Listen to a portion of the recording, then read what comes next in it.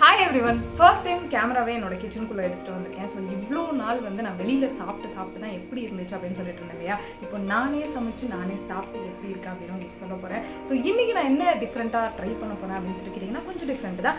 Key butter rice வாங்க பார்க்கலாம்.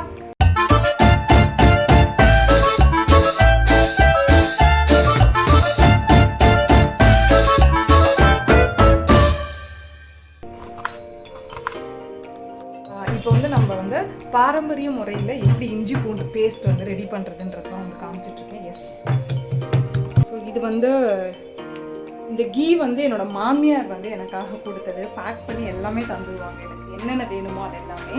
So இந்த கீ வந்து மாமியார் கொடுத்தது. ஸோ இது வந்து அமுல் பட்டர். அடுத்து வந்து ஆனியன் சேர்க்க போகிறோம். இப்போ வந்து நம்ம இந்த ஆனியன் வந்து கீலையே ஃப்ரை பண்ண போகிறோம், கீ அண்ட் பட்டரில். அடுத்து வந்து இஞ்சி பூண்டு பேஸ்ட் வந்து நம்ம ஆட் பண்ணுறோம். வந்து இதில் காரம் கீ ரைஸ்க்கு எப்போவுமே பச்சை மிளகாய் மட்டும்தான் போகணுன்றதுனால பச்சை மிளகாய் வந்து ஆட் பண்ணிட்டேன். பண்ணி வச்சுருக்க கொரியாண்டர் லீவ்ஸையும் புதினா இதையும் நான் ஆட் பண்ணுறேன். என்ன காய் சேர்க்க போகிறேன் அப்படின்னா வெறும் பட்டாணி மட்டும் சேர்க்கலாம் அப்படின்னு சொல்லியிருக்கேன். நீங்கள் வந்து ஒரு 2 hours நான் ஊற வச்சுட்டு அதை வந்து நான் சேர்க்குறேன்.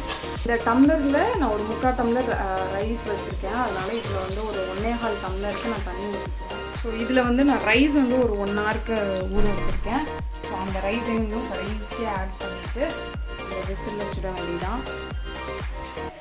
விசில் வச்சாச்சு. இன்னும் ஒரு 3 விசிலுக்கு அப்புறமா ரைஸ் எடுத்துக்கலாம்.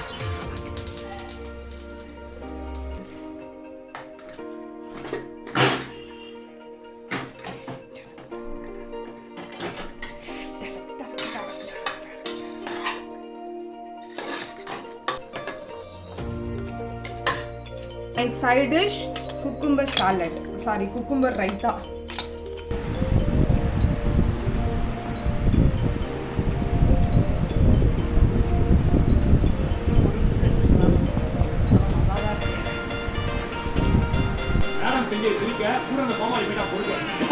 உங்க இதுக்கு என்ன பேர் வச்சிருக்கீங்க?